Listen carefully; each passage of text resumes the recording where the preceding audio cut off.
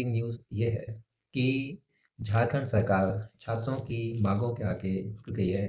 सरकार ने छात्रों की जो मांगें थीं, आंदोलनकारी जो छात्र थे उनकी मांगें थीं, उनको मान लिया है और ये कहा है कि 2014 के बाद से टीडीपीएल कंपनी ने जितनी भी परीक्षाएँ ली हैं, वो सारी परीक्षाएँ कैंसल की जाएँगी। उन परीक्षाओं को रद्द किया जाएगा और ऐसा करते समय सरकार ने ये एक तरह से मान लिया है कि टीडीपीएल जो कंपनी है जिसने कि जेएसएससी और सीजीएल जो परीक्षाएँ कंडक्ट करवाई थी, जिसके लिए कि छात्र झारखंड में आंदोलन कर रहे थे, ये तो ट्रांसपेरेंट नहीं थी, इनमें तो गड़बड़ियाँ हुई थी, लेकिन ये भी मान लिया है कि 2014 के बाद में इस कंपनी ने जितनी भी भर्ती परीक्षाएँ की, वे सभी अनफ़ेयर थी। उसमें ऐसे तरीके से परीक्षाओं को कंडक्ट करवाया गया, जिसमें कि अयोग्य लोग भी भर्ती होके सरकार में आ गए। इससे प्रश्न ये उठता है कि जब सरकार को 24 दिन के इस आंदोलन में 24वाँ दिन मानना ही था कि जो छात्र हैं उनकी माँगों को मानकर और आंदोलन को समाप्त किया गया, तो प्रश्न यही है कि पहले क्यों नहीं मान लिया? पहले ही मान लेते तो ये जो सरकार की इतनी किरकिरी हुई, वो नहीं होती, पुलिस का जो एक्शन हुआ, वो नहीं होता, छात्र भी परेशान हुए और पूरे देश में ऐसा माहौल बना कि झारखंड की जो सरकार है, वो छात्रों की माँगों के आगे एक कड़ा रुख अपनाए हुए है और जो कंपनी है, उसको प्रोटेक्शन दे रही है। ये गलत मैसेज जा रहा था, लेकिन सरकार ने इसको सुधार लिया, ये स्वागत के योग्य है।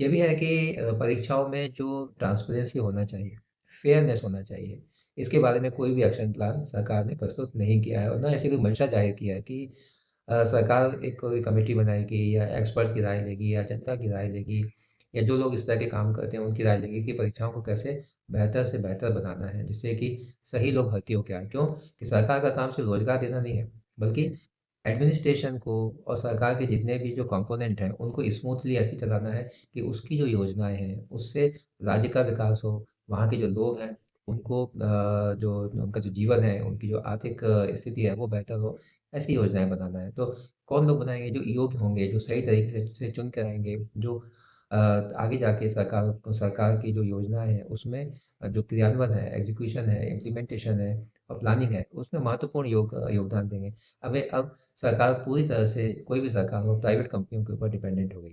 उनका अपना सरकारों ने अपना जो भी सिस्टम था उस सबको कोलैप्स कर दिया और उसकी वजह यही है कि योग्य व्यक्ति चुनकर नहीं आ रहे हैं।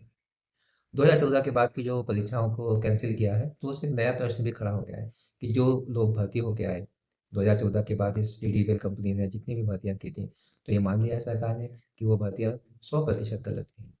हो सकता है, हम मानते हैं कि इस कंपनी ने कुछ भर्तियाँ की होंगी, जो कि 20% हो सकती है, 30 हो सकती है, 50% हो सकती है, जो अयोग्य लोगों को इसमें लिया गया, लाखों रुपए जिन्होंने दिए उनको लिया गया। लेकिन उनका क्या होगा? जो योग्य थे, ईमानदार थे, मेहनत करके उन्होंने परीक्षा दी और परीक्षा को पास किया, उनके सामने एक यक्ष प्रश्न खड़ा हो गया है कि अब उनका क्या होगा? सरकार का क्रेडिट यहाँ पर खत्म होता है। सरकार कोई काम कर रही है, तो जनता ये सोचती है कि ये पुख्ता काम किया गया। यदि 2014 से 26 देखें तो 12 साल बाद भी यदि किसी को ये लगे कि वो जिस परीक्षा को पास करके नौकरी में आया है, अब वही दाँव पे लग गई है, उसका भविष्य का क्या होगा? अब उसके पास तो कोई अल्टरनेट नहीं है, वो तो ओवर एज हो चुके हैं। अब वो यदि उनसे दोबारा परीक्षा ली जाएगी, तो उसको पास भी नहीं कर पाएँगे। क्यों? उन्होंने अपना जो अध्ययन था, वो छोड़ दिया और अब जो अपने काम में है, वो अपने काम में मशगूल है। तो ऐसे में सरकारों को अब ये सोचने की ज़रूरत है कि उनको अपना जो क्रेडिट है उसको भी बनाए रखना है जनता के सामने। क्यों? कि जनता यही सोचती है कि जो काम किया जा रहा है वो उसकी बेहतरी के लिए है। लेकिन जब परीक्षाओं में इस तरह के घोटाले हो रहे हैं, इस तरह की गड़बड़ी हो रही है, तो जनता के सामने भी ये प्रश्न है कि वो कैसे भरोसा करे कि सरकार ने जो काम किया है वो सही है और जो रोज़गार के लिए वैसे भी मारामारी है। अब छात्र जब परीक्षा दे के पास होके नौकरियों में लग रहे हैं और 10 साल बाद, 15 साल बाद या 12 साल बाद उनको ये मालूम चल रहा है कि जिस परीक्षा को वो पास करके आए, उस परीक्षा को कैंसल किया जा रहा है, तो उनके भविष्य के बारे में भी सोचने की ज़रूरत है। सरकार को दोनों पक्षों को ध्यान में रख के अपने फैसले लेने की ज़रूरत होती है। अब क्या होगा?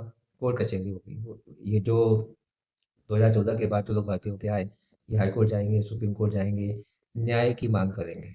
तो दोनों पक्षों को न्याय चाहिए था, आंदोलन करने वालों को और जो पहले से भर्ती होके आ गए उनको। तो ये जो प्रक्रिया है ना अभी बहुत लंबी चलने वाली है। मैदान पर तो ये शांत हो गया है, लेकिन अब अदालतों में ये लड़ाई चलेगी। तो सरकारों से ये निवेदन है, कोई भी सरकार हो, केंद्र सरकार हो, राज्य सरकार हो कि अपने सिस्टम को सुधारें। जनता त्रस्त हो चुकी है। अपने सिस्टम को सुधारें और अपनी क्रेडिट को बनाएँ। ईमानदारी से सारे काम करें, जिससे कि उनके राज्यों का और देश का कल्याण हो। इस चर्चा को यहीं विराम देते हैं। धन्यवाद।